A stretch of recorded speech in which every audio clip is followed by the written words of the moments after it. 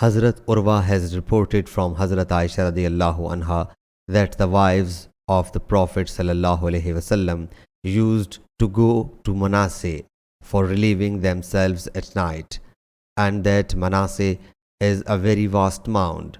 And Hazrat Umar radiallahu anhu many a time requested the Prophet sallallahu alaihi wasallam to get his wives to will, but Allah's Apostle sallallahu alaihi wasallam did not do so.